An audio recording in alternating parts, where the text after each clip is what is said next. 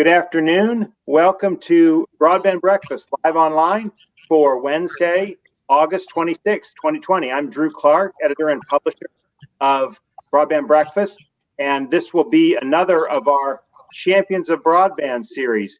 We've been talking with people who have built their careers around getting higher capacity broadband to more people throughout the country, and very excited for this series. We've had people from Mignon Clyburn to Jim Bowler, from Bob Frankston to Tom Hazlitt.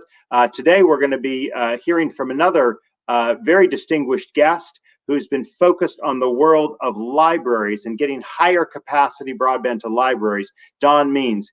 But before I do, I just want to remind you that we're here every week, Wednesday at 12 noon Eastern time, which of course rolls across the country, 11, 10, 9. I guess if we go all the way to Alaska, we're at 8, and Hawaii at 7 o'clock in the morning. So it's a reasonable time. We look forward to seeing more of you at our continuing events.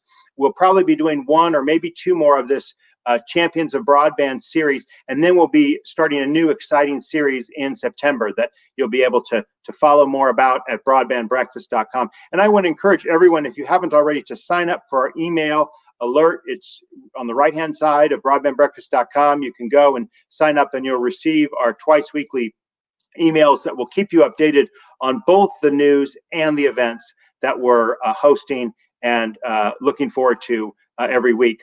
So with that, I'm going to go ahead and open it up to our guest today, Don Means. Don, thank you for joining us, particularly at the last minute here. We had been gearing towards one plan, and sometimes you got to pivot. That's one of the first lessons I learned when we started this in mid-March. When we started doing this live online, someone said, you got to lower your expectations, right? Because things go wrong, right? You have dogs and kids knocking at the doors, going in the back of the cameras. You got messy backgrounds, and apologize for my messy background. Hopefully it's a little better with the split screen with Don here. Don, of course, is the principal investigator for a grant from the Institute for Museum and Library Services that is enabling libraries to deploy their own community scale wireless networks. And since March, Don has hosted a now 20-part series on libraries in response. So he's been kind of pioneering the notion of libraries and librarians as first responders, just like the healthcare industry. We've had to look at the healthcare industry in a new light. Don's been active, as I learned in preparing for this, not just in the library space, but kind of in the broadband community activism. And we want to kind of explore that arc of your career, Don. So how you got interested in broadband and some of the issues that you see for libraries today. But let's start off with just a little bit about where you are. Tell us what it's like where you are, and what some of the needs and kind of pain points, if you will, for your community where you're located, Don. Thank you, Drew. It's great to be with you. We've known each other a long time, done a lot of activism around broadband for years now, and so it's a pleasure to be on. I caught your use of pivot, and it makes me think if there's a term for what's going on, we could call it the big pivot.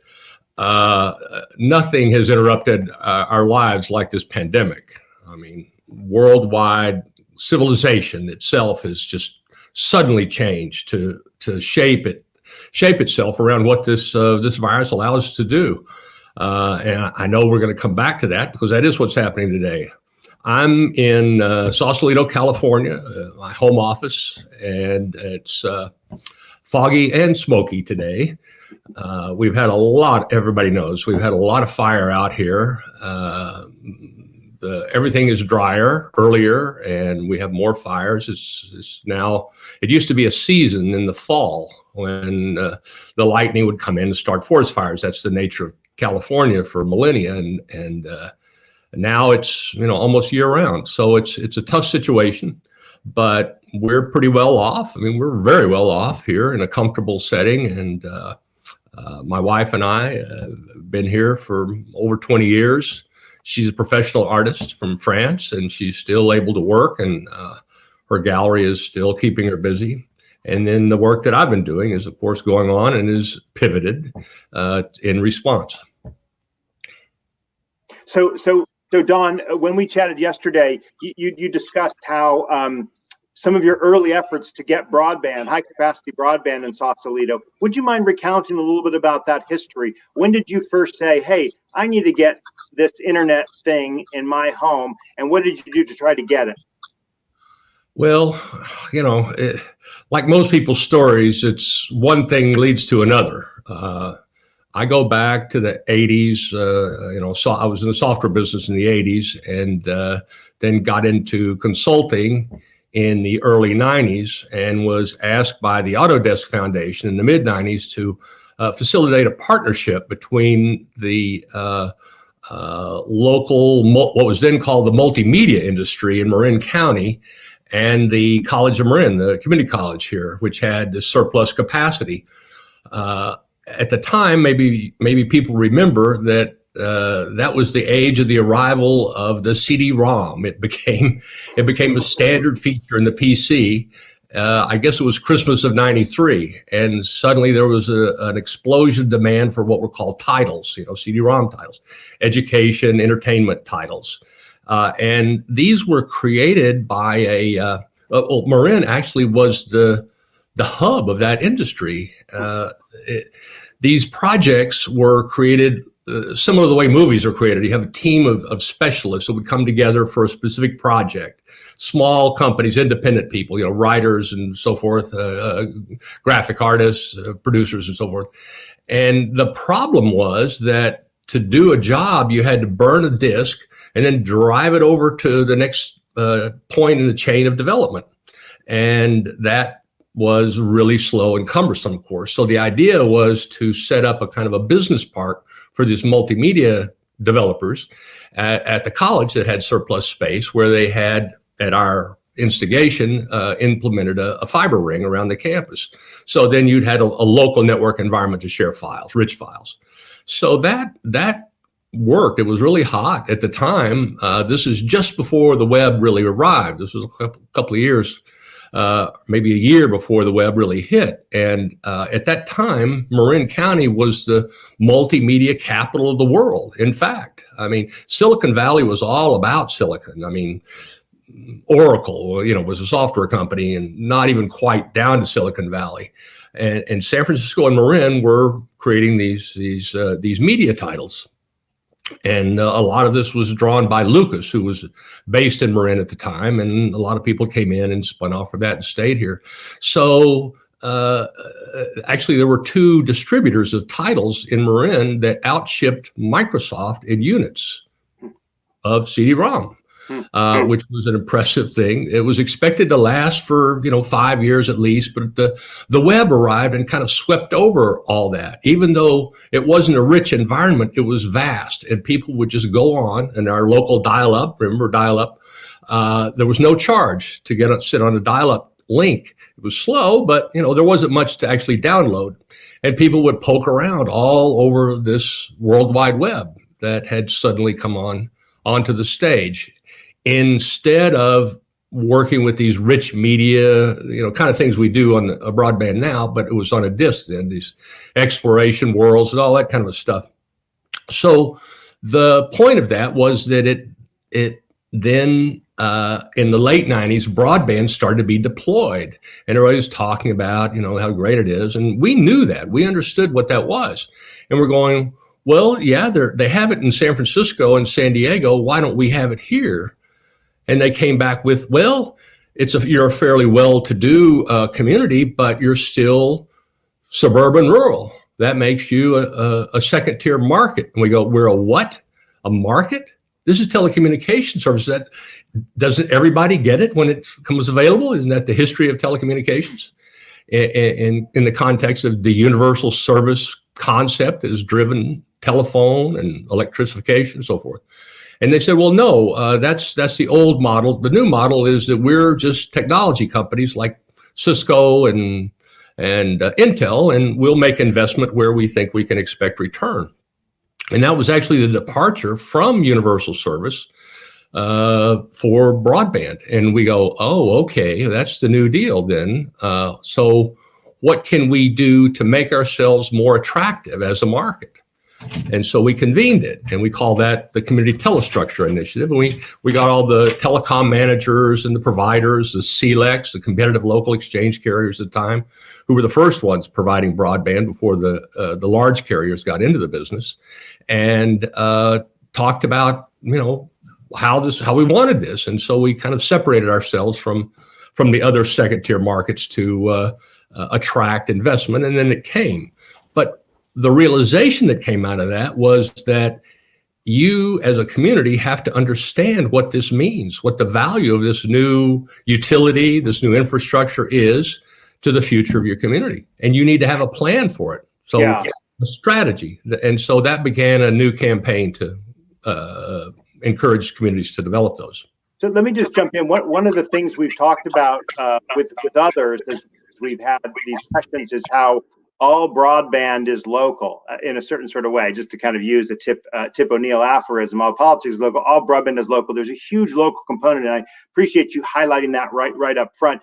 Don, just kind of before we kind of veer off to the main thing we'll talk about, libraries and Digital Village and the various campaigns that you've been involved in, just speak a little bit about the state of broadband in Sausalito and Marin County today. What's happened since then?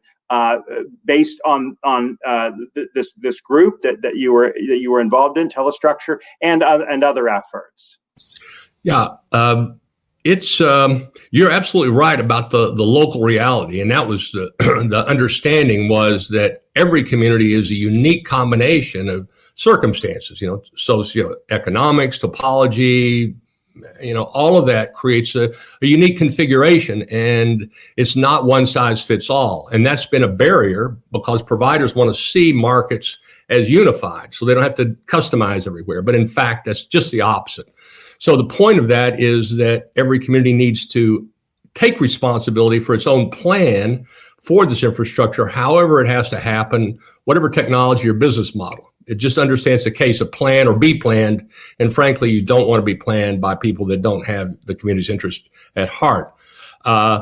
We have, however, along with the rest of the world, certainly the developing world, attracted investment. And now we have, cable and phone. And we also have another major provider. Sonic is a broadband provider here. So we have, it's okay. There's not nearly enough fiber, but it's hard to complain. Do you have fiber to the home, Don? Not yet. It's close by. It's about the switch. The closest switch is a couple of blocks away. Yeah. So it's copper. The last 200 feet or yards or something like that. Okay. But it's coming. They're deploying it. We had Dane Jasper on one of our earlier Broadband Breakfast Live Online events, the CEO of Sonic, and they're obviously a company doing a lot to advance a higher capacity broadband. Okay, Don, so let's talk a little bit about kind of the next stage in the journey. What and how did Digital Village take root, and how do you kind of view it in your evolution of broadband advocacy? Well, that was that realization I just described led to the idea that, every community needs to develop a plan. And so how to go about that.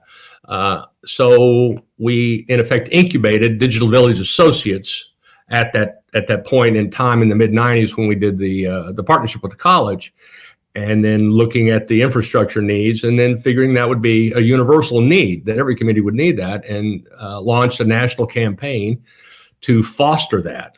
The barrier that we ran into was that local infrastructure decision makers at the time had no ability and no experience with ICT, information communication technologies. They knew all about letting contracts for asphalt and conduit and so forth, but when you talk to them about technology, they go, "Oh no, that's Charlie's responsibility. He's around the hall, in the corner office." And they just couldn't deal with it. It was too complex and too far beyond them. Even understanding the impact. Maybe you'll recall there was a report in the mid-90s, I think it was McKinsey or somebody, one of the big consultancies, evaluated the impact of the World Wide Web on the U.S. economy. and said that it would liberate roughly 10 to 20% of the total economy. At the time, it was around $10 trillion. So $1 or $2 trillion is a lot of money to liberate. That led to the massive investment in fiber at the time. What we think of as a dot-com bubble was actually a fiber bubble, a telecom bubble. And the dot-com was just kind of the foam on the beer, it kind of foamed over, but there was still a lot of beer in there. So that then led to this campaign that we went around the country at the invitation of state governments who we thought were the ideal advocate for their communities. All municipalities and county governments are subsidiaries of state governments, unlike the states being subsidiaries of the federal government, for example. And so we felt that would be a good way, effective way to raise this awareness and foster this kind of planning, which we felt was the first step. Well, the first step, of course, was understanding that that was your responsibility. So that was what we were trying. At the same time, I got a little sidetracked because at Digital Village, we launched a venture, software venture in China and Japan, which of course is a story, but I'll try to not get into it. But it did, take us a little bit off the broadband path for a while. But we got back to it with the state roundtables that we were putting on. Don, just give us 30 seconds on what that was about, though. It sounds interesting. Well. In 96, we founded what we called TriWorks, a 3-country venture. We raised a little capital and started it up, and based in Shanghai, Tokyo, and Novato, California. And the idea was to bring new technologies to China, an emerging market. At that time, China was roughly 10% of the U.S. economy, and there was practically no internet in China. But they all wanted it, whatever it was, they knew they wanted it. So our notion was that there would be a lot of opportunities to bridge these 3 markets with various technologies and services. The underlying objective was that China had to go beyond the industrial model, the post-industrial model. And the way to get there was with information technology and media. So the sooner they do that, the better for everybody, because if they just industrialize in the model of the U.S., then we're all doomed, which is probably the case. But there's a chance anyway that China could help resolve this. And so that was kind of what got us into that. The first point I'll finish is that when you automate an existing system, it doesn't transform to the next generation. The first thing that happens is it accelerates the old system. So for the last decade or so, China has just been accelerating the industrial model rapidly. And so we still have to re-engage with China on this. It's a number one topic, which maybe we'll come back to because I think it ties into the pandemic. But that's enough in China for now. So back to the state trend, and of course we interacted a little bit, Don, when I was in Illinois as the head of partnership for Connected Illinois as a statewide. But maybe that's getting ahead of ourselves. You want to talk about how you attached to the notion that libraries were so crucial. At what point did you do that, and what were the kind of realizations that led to that conclusion? Well, as I mentioned, it was a challenge to get through and make the case to local officials about the importance of this technology and this new infrastructure. And it was in the mid-2000s when a neighbor of mine recruited me to help fundraise for the local library, which was facing a dramatic budget cut, actually following 9/11 and all that. And I said, sure, but as I started talking about the library through my own view of, technology and communications, a light went on that, yeah, this is the way to talk about as many issues that I cared about and many people care about as I've ever thought of. It was just this realization that the library is a place where more issues flow through and connect than any other. Think of it as kind of the Swiss Army knife of public institutions. They do more than any other institution by a lot, and they'll do it for anybody and at no charge. So the more I looked at libraries, just the more it became true that this is the way to understand the meaning of broadband and access to what, equity, education, infrastructure, access, speech, rights of private inquiry. You can just go on, and you keep coming back to the library. So I have fallen for libraries, public libraries, because they have this latitude. They can be anything their communities want them to be. They're 90% locally funded, unlike schools, which have a very specific charter and are mostly funded by the state. Libraries are local institutions, and so if the library wants to have nothing but books or no books, they can do it. It's theirs, and that's tremendous flexibility in a public institution. So you fell for libraries. Did the librarians fall for you too? I mean, what's the like? Yes, yeah. I mean, I've always had kind of the business philosophy that I'm looking for people that are looking for me, and if I have to convince people, it usually doesn't work. But if there's that, everybody's had this, that kind of an instant spark of mutual recognition. Yeah, that's just what I've been thinking about and talking about and working on. Then you find a likely partner. And I've found that in a lot of librarians. They're just amazing people. The level of empathy you find in the average librarian is just off the charts. I think it's their number one, attribute or character is the ability to understand what's happening with other people. So librarians are great. Libraries are, as I've come to understand, indispensable. That a community is just not really a community without a library. As a matter of fact, I've started to define a community as the area around a library, the geography around the library, which gets back to infrastructure, and that the library then is the way. We saw three original kind of digital era roles for the library. One as an early adopter, showcase, demo site for emerging technologies. Broadband, people were talking about broadband in the late 90s, and other people go, well, what are you talking about? They go, well, oh, it's like a straw in a fire hose. They go, what? They go, well, you get all these bits. And they go, what are you talking about, man? And so they go to a library that actually has a broadband connection, and they hear a radio station through the internet from across the country in their hometown where their favorite DJ is playing. They go, wow, that's cool. Whatever that is, I want it at home. And this is kind of what libraries have done since books. People go, that's really cool. I want one. But we can't have all these things ourselves. And that's the whole point of libraries, is the community pools resources and acquires things that they share. So it's a really simple business model, but it's really effective. And so that idea of demonstrating broadband was kind of the first element of the power of libraries to bring it to people and demonstrate its value. No, that's very nicely put.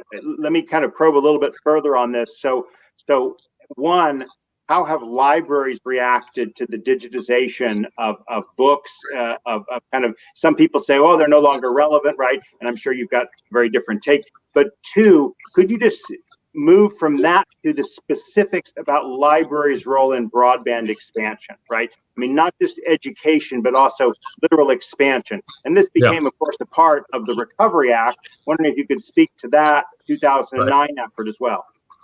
Yeah, it was just a couple of years later. Well, actually, it was 2007, from this light bulb kind of moment around the prospects and potential libraries.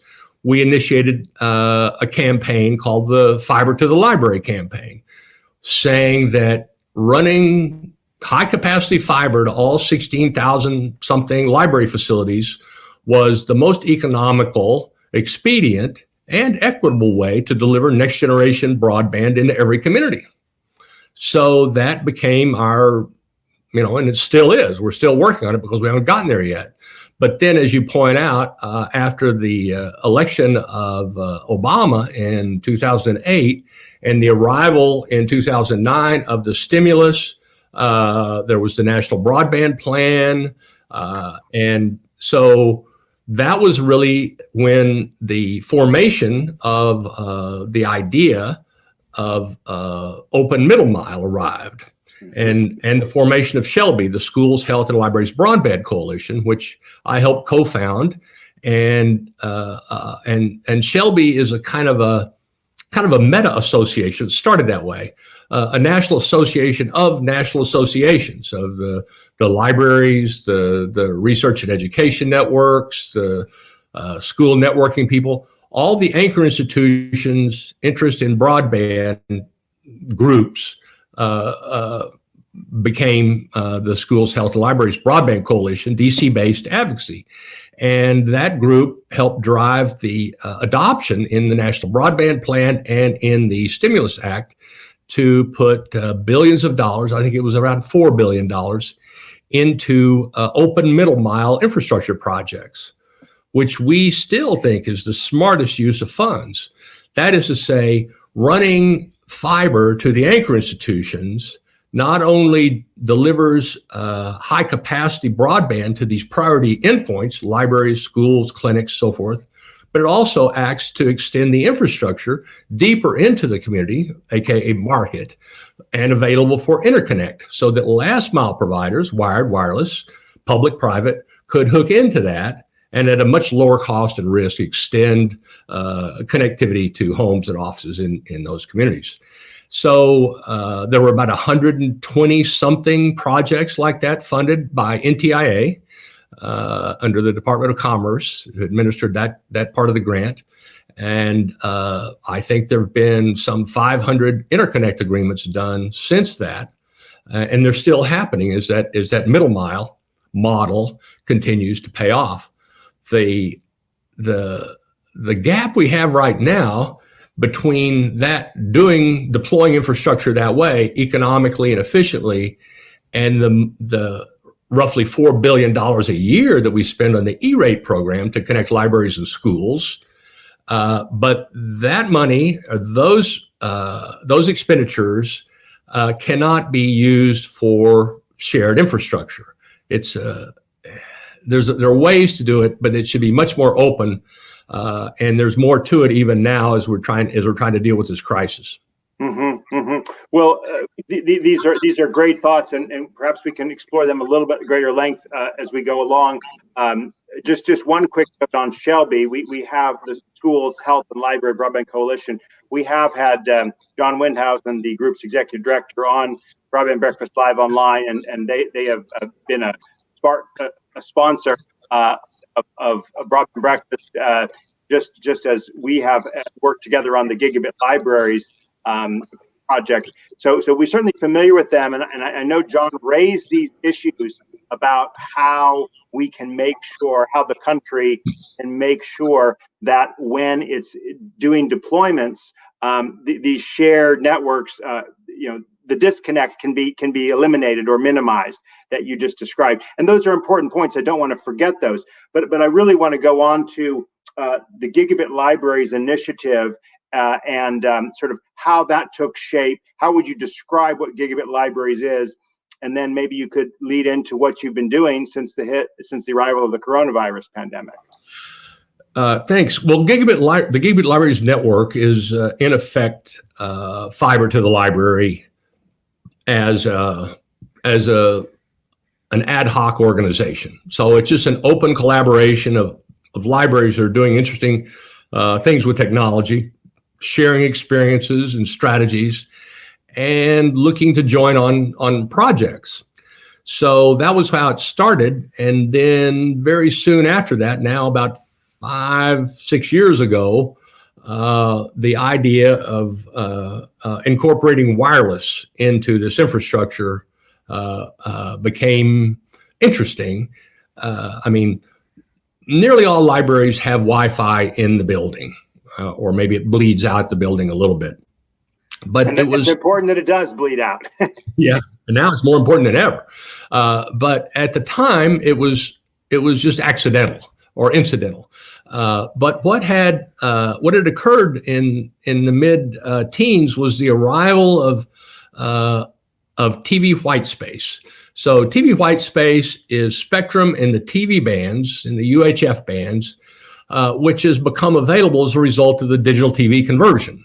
So this was dreamed up in the mid-2000s, or was understood that this was valuable spectrum. They call it beachfront spectrum.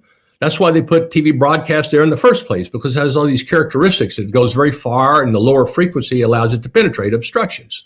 And so by converting TV broadcast to digital signal, which is a much smaller amount of spectrum, it freed up huge amounts of frequencies for data communications. And a big part of that was not sold off, licensed off to the carriers who wanted it,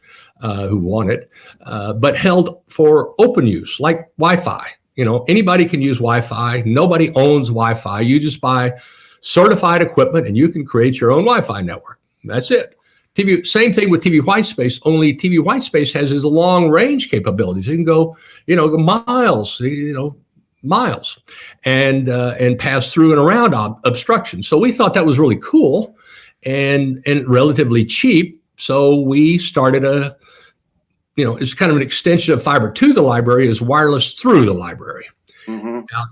Out further into the community, because so many people depend on libraries for internet access. Before the pandemic, a Pew study showed that roughly 1 in 3 adults access the internet at a library. I mean, that's like 80 million people over 14 years old. It's just phenomenal. Numbers stunning. Now, most of them have other sources of internet access, but many do not. Many it's their only source. And in 2/3 of our communities, libraries are the only source of no-fee access.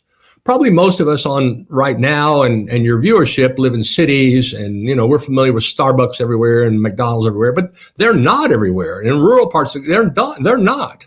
And so so many people depending on the internet at a library, but they all have to go to one of those facilities to access that service. So we say, well, why not extend that service, we'll call it library Wi-Fi, out into the community and using TV white space or really any other kind of wireless technology to support a remote hotspot. So you got TV white space is the backhaul, and then you have a regular router over there that people connect to of usual dimensions in a park, a playground, a shelter, a community center, public places, right? They're libraries. And so we won a couple of grants. We're now on our 3rd IMLS grant. We won a grant from the Knight Foundation earlier on, and then this current one from the Institute for Museum and Library Services, thank you very much, IMLS, is to use that same approach of these, opening up a handful of remote hotspots, library hotspots, or what we would call neighborhood library access stations, if you will. Think of a combination of a phone booth, an emergency call box, an e-government kiosk, and library Wi-Fi. Yeah. That kind of functionality, whatever form it takes. And so what this technology also does, or this approach, I should say, is allows for increased inclusion. More people have access just because it's closer to where people live, even if it's not everybody's home. That's not the job of government, we would say, nor libraries. But it is the obligation of government to assure access to public information. I mean, eGov has exploded, right? Since the web, it's just like everybody's doing applications. Well, who are those for? I mean, it's one thing for Amazon to say, well, we provide services only to people that are online. It's a different proposition, we would say, for the government to say, no, these public government services are only available for people that have an internet connection.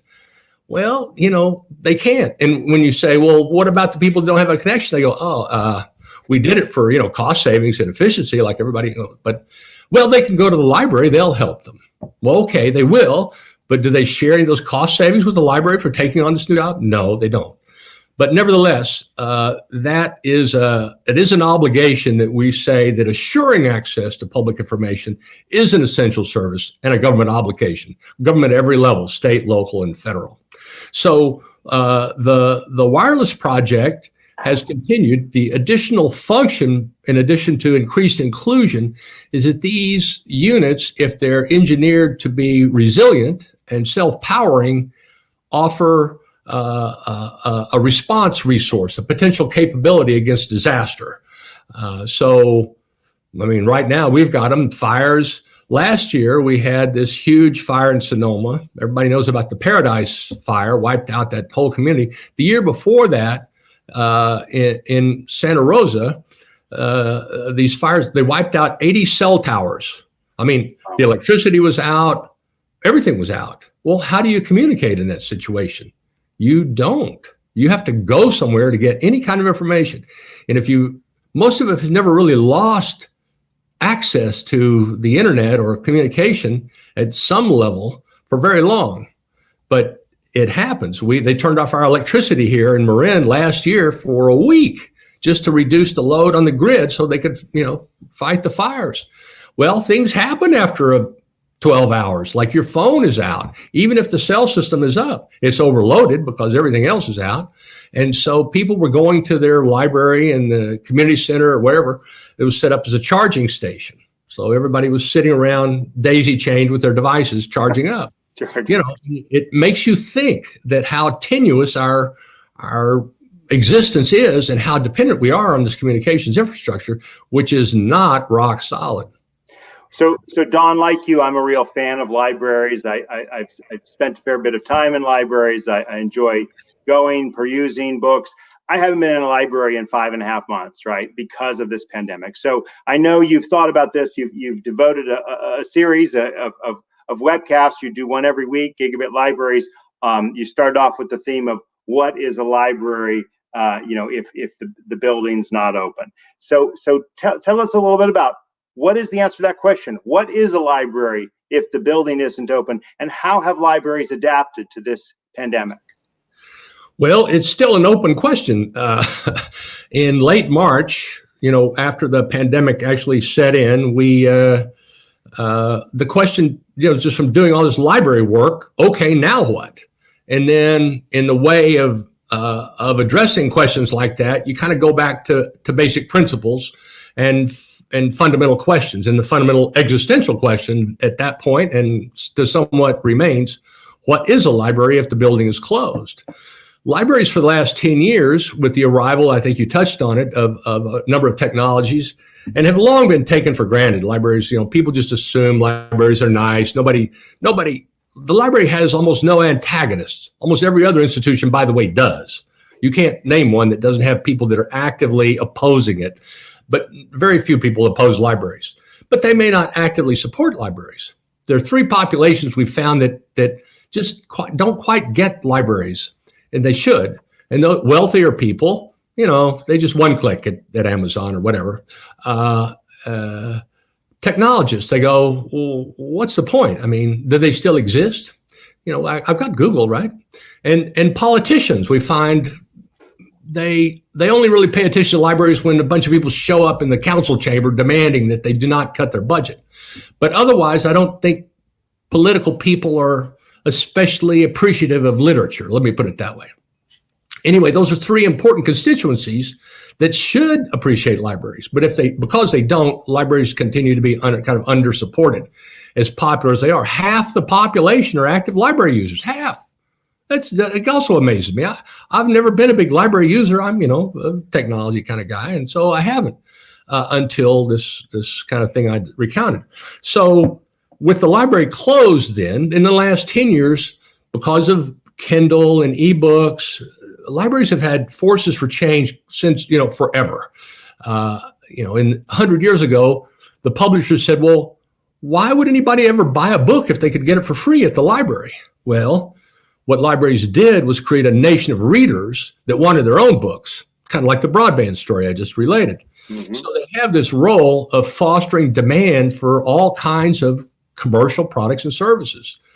And so once the ebook phenomena started, everybody was expecting that to kind of take over books. It actually only got to 20% of the market, and it stopped, it plateaued. Younger people don't want to pay for digital content. They think it's actually not theirs, which is not, as you know. You buy a book, it's yours, but if you buy an ebook, it's not yours. They can go back and take it back from you if they want to.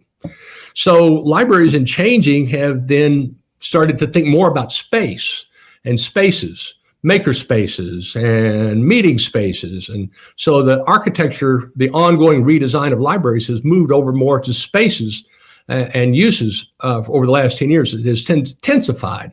Well, now the libraries are closed. So what is that all about now? So we started looking at that and examining it through kind of four aspects of internet access, digital services, physical materials, and social infrastructure. And so we've had now, this Friday will be 21 parts of this series, looking at that question through those lenses. So internet access, yeah, they've turned their... Let's take each of these. Let's take a minute or two on each of these, because I think it's a nice breakdown. Internet services, digital, physical resources, and infrastructure. So how has internet services been affected, internet access during the pandemic?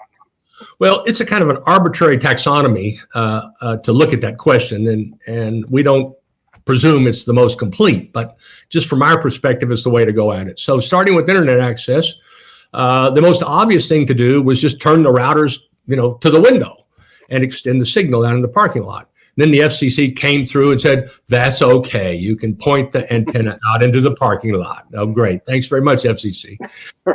But nevertheless, if that's your only source, you're happy to have it. And we've seen even boosters in the parking lot.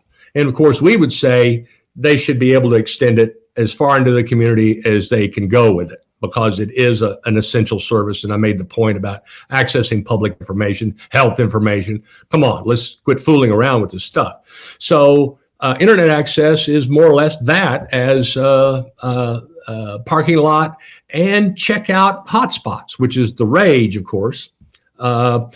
They're great if you don't have anything else, but they're not really sustainable in our view, because they have a monthly cost related to them. And but nevertheless, that's what they're checking. One quick question. I know this is not a short-term fix, but has there been any momentum from your perspective on some of these, like you through the library, right? So when we got fiber to the library, kind of, again, transmitting more, maybe up in the power. I mean, any movement on that aspect of internet access? Oh, yeah. This is, we've got through these federal grants, we've got projects running in Maine and Georgia, Nebraska, Michigan, South Dakota, Arizona. And it's the same that where you have innovative librarians, they see this need. And it also has been a trend for libraries to think about how they can get out into the community, deliver services out into the community before the pandemic. And this is just another way to do that, delivering internet access or library access. And I want to make the distinction there.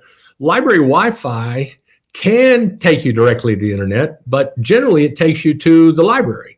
A library splash page that says, welcome to the library. Where do you want to go? You want to go to the internet? Fine. Click here. You want to access any of our digital materials, our digital services, click here. Or do you want to talk to a library? And click here.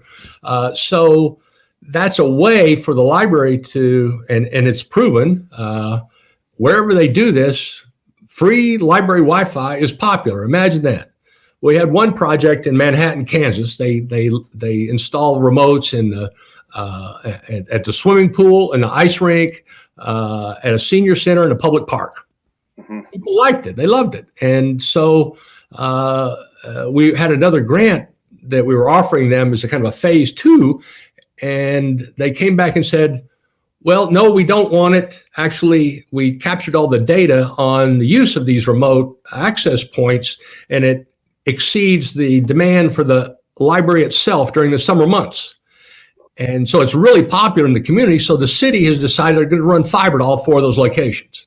And we go, okay, well, we consider that a win for wireless. Yeah. Actually, it proves the point that wireless pulls fiber. And this has again been understanding about using TV white space, which is generally lower capacity than house Wi-Fi. It's lower frequency, fewer bits. But it's that it's the distinction between connectivity and capacity. And fiber, we think capacity. But if you don't have connectivity, you really appreciate anything. And so the way we've come to understand it is the value of the first megabit is greater than the value of the next 999, because you can do a lot with a 1 megabit, right? We can do mail. We could do this session right here, I think, on a megabit. I'd be skeptical. I'm grateful. I now finally have fiber connection with a decent upload speed, and that has improved these Okay. but no, you're making a great point that we no longer need to nor should think of fiber and wireless in competition, right? Right. They really work together, right? They feed each other. This is the point Wireless to make. pulls fiber, and it also establishes, in the case I just made in Manhattan, Kansas, it establishes demand, it quantifies demand, and it increases demand. So those are two things that will help justify investment in further fiber. We want more fiber farther, quicker. That's what we want. Yeah. But at the edge of all fiber is wireless everywhere, whether it's Wi-Fi or TV white space. And so you can't have one without the other. So take another minute on the digital services, right? So, yeah. so what is a digital service? On internet access, and then on digital services have been an explosion. As you might imagine, people are now stressed economically. They're stuck at home. So any kind of digital services, books on tape, the demand has gone up 50, 100%, 150% at libraries. So they're trying to keep up. They're redirecting some of their budgets to acquire more services, materials, which is an onerous situation for libraries to acquire ebooks because every publisher has its own regime and license restrictions. So they all work differently, make it even more difficult.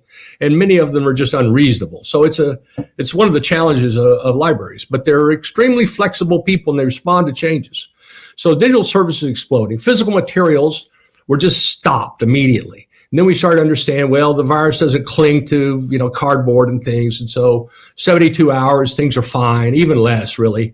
And so they've started to do curbside pickup. There's a great video out right now, Curbside Larry. You can search it on YouTube. He's a wild man, librarian, and he does a kind of a used car salesman version of an ad for a library. I highly recommend Curbside Larry. And so that's happening. And some libraries in places that have lower infection rates are beginning to open up. Fewer people, or maybe just an area, maybe just put the computers near the door, wipe them, all this kind of stuff. Working hard to reopen.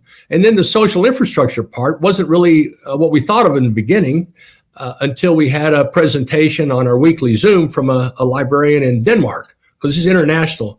It's hosted by the International Federation of Library Associations based out of Brussels, a partner we've had for the last 5 years on public access. Mm-hmm. Now, I can touch on that here when we get maybe to the pandemic.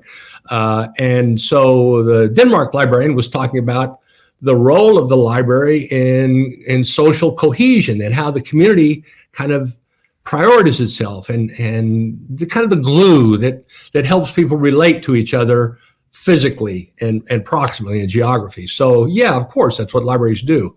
So that was the fourth thing. And how that's happening is an open question. What they're doing about these other things reflects on their role in the community. So it's very interesting. Like I said, we've had 20 of these sessions.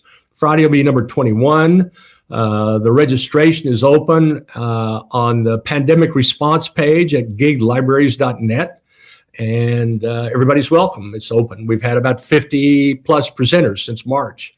And we get you on there, Drew, because you've got a lot of perspective. And well, be happy to be on again. Thank you for having us on briefly to talk a little bit about the work we've done. And right below this video, if you're watching on Broadband Breakfast, you'll see some links to some resources, which include the page that you can sign up for, and an article that one of our reporters did about libraries in this time of pandemic.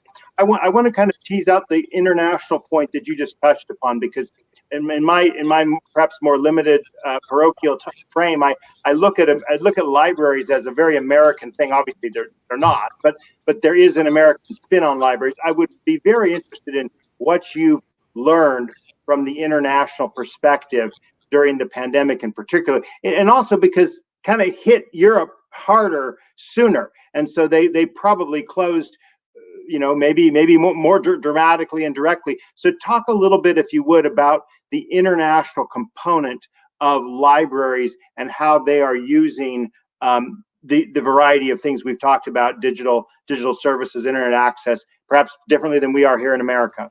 Sure.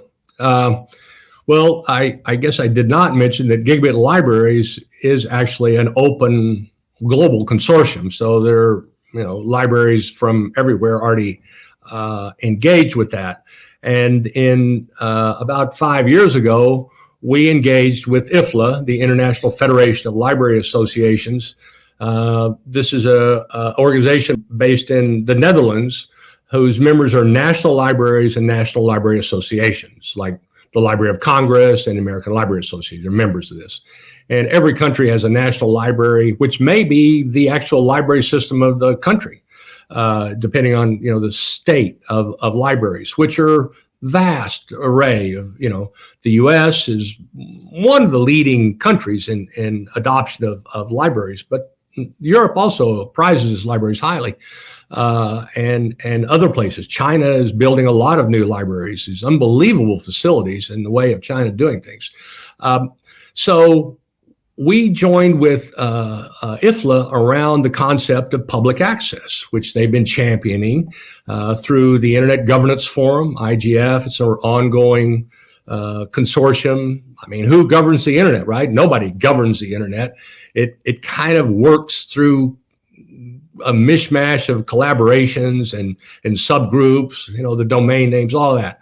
So we formed something called the Partnership for Public Access with IEEE, IFLA, the Internet Society, Partnership for People-Centered Internet, and Bibliothèques Sans Frontières, Libraries Without Borders, and others to advocate for public access. So that work goes on, and that partnership is another kind of a collaboration. And so there are roughly 450,000 public libraries around the world.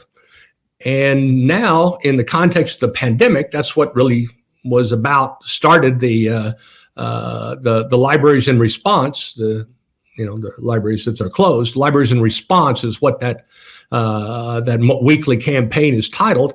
And it's a global response. At least that's the way we see it. This is a global event. And so we think libraries can organize or mobilize in response, and that it's like one action against one particular challenge. Not the only global challenge, notably the one that's looming is climate change, as exhibited by the fires, as exhibited by the hurricanes, as exhibited by the floods and the winds. All the weather-driven disasters are getting more extreme and more frequent. And we've just been denying it, or letting ourselves deny it, or letting someone stand in the way of doing something about it.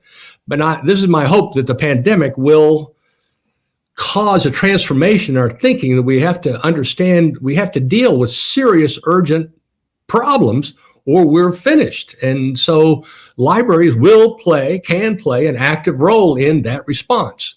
And so, starting with the connectivity crisis that the pandemic has created. I mean, it was a huge embarrassment, the lack of connectivity. Half the people in the world are not connected to the internet. In the US, it's, 20%. It's still a major embarrassment, but now it's an intolerable circumstance. You can't confine people to their home and then cut them off from any source of information. It's just untenable. So we have to connect people. And our position is that the interim solution, or a partial solution, or a backup solution, is to have a neighborhood access point, within easy walking distance of everyone. And we think that should be everywhere. Should be able to drive fiber far enough out into the region or into every community that you could extend it wirelessly and get some kind of an access point close to people, and just do what we talked about doing, sparking interest and pulling fiber further out, and infrastructure development. So that campaign for universal public access is just right on deck. It's renewed and renewing right now, and we're constructing a new declaration calling for that to be adopted.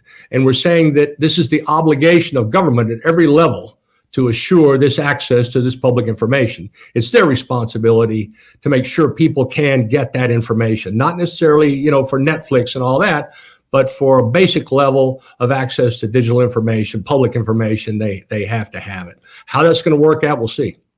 John, just kind of in the broadest possible level for expanding broadband and getting higher capacity broadband, what do you see are things that need to happen over the next 5 years? What would you like to see happen, either from a policy or administrative standpoint, or from a local state government, or from the local community level? What are some of the kind of benchmarks you'd like to see happen over the next 5 years in terms of getting us to higher capacity broadband worldwide? Well, of course, I'd like to see us at 95, 98% fiber connectivity to the home, but I don't think I can take that on. So what I think I can support and help with is the infrastructure that can enable that, and that is middle mile. So I would like to see a new stimulus in the following up BTOP, it was called, to have more investment in open middle mile to make it easier to connect the people at the last mile. It's a very high return, low cost investment, open to anybody. AT&T can tap into it, sure, but they're just not serving the underserved areas because they don't have to, and it's not profitable. And as a matter of fact, they're investing more in the dense markets, millimeter wave, so-called 5G, very small cell. That's just more of the same thing, investing money in to reach people that have high disposable income and are not resistant to being overcharged. I would also like to see overhaul in the E-rate program, part of the universal service, that allows the investment to connect schools and the 90,000 K-12 schools, 17,000 public libraries with high performance fiber as priority endpoints, because they serve, half the population, 55 million K-12 students, 80 million people at the library. And that fiber should not be restricted. To have multiple networks is just not efficient. So a rule that would allow open sharing of that infrastructure would go a long way. We're putting billions of dollars into those connections, and we're losing the opportunity to share those. Those would be the two main things I would support, plus more open spectrum. Spectrum reform is the thing that the FCC has. People keep saying, we need more money, we need more money. Okay, yeah, we need some specific money, but there's a ton of no-cost resources in the possession of the FCC that they can make available to the public and to develop infrastructure, and that's more open spectrum, like TV white space, like Wi-Fi 6. That's going to be super valuable, and other things in the other frequency ranges. So those three things would be my recommendation. No, those are good thoughts. One final kind of thought or question that I have is the concept of the anchor institution. I mean, my read on it is that that's a very recent phenomenon, and in part by Shelby, which you were involved as one of the founding chairmen, and of course continues as an active meta or association, if you will. It is a group of anchors, right? Of schools, of hospitals, of libraries. Perhaps there's others. What do you think of that concept of the anchor institution going forward into perhaps a future BTOP? Are we going to see more on that front? Do you still vouch for that concept in addition to the libraries? And any final thoughts you have as we kind of wrap up our hour here, Don? Sure. Community anchor institutions was a term that was coined to describe these facilities in the Stimulus Act that would be priorities to support. These are effectively public institutions. Now, there are some ambiguities in terms of what is and is not a community anchor institution, but at least these are at least there are schools and libraries and rural health clinics. I mean, it's just a baseline, but others as well. So their priority endpoints, as I said, because so many people rely on them for critical services, information, health, education services, and they also represent an excellent distribution of facilities across communities, right? You put them closer to people. So that makes them ideal places for interconnect and to, shorter last mile to reach homes and offices. So it's a very efficient way to build out, to connect them. And it's those two things. It's a double win And so as our public institutions, we can invest public funds in those without, we as a public entity, government, the governments we form, have the right to serve ourselves as a public entity. We don't owe the private sector the right to serve public entities if we can do it ourselves. And so that's the case for the public sector to implement that. And so I'm optimistic about how this is going to happen because it makes so much sense, and we have a lot of evidence now. And the pandemic has just, upset the apple cart, and we need solutions today. It's urgent. We cannot wait in the usual way. It's easy to fall back in that kind of mindset that things are semi-normal, but they're not anything like normal. We have to get the schools open, for one thing. Well, thank you very much, Don, for being with us. If you want to know more, go to giglibraries.net to follow up and learn more about what Don's been doing. I just want to, again, remind everyone that we are here every Wednesday at 12 noon Eastern Time for Broadband Breakfast Live Online. Thank you for being with us, and see you next week. Take care.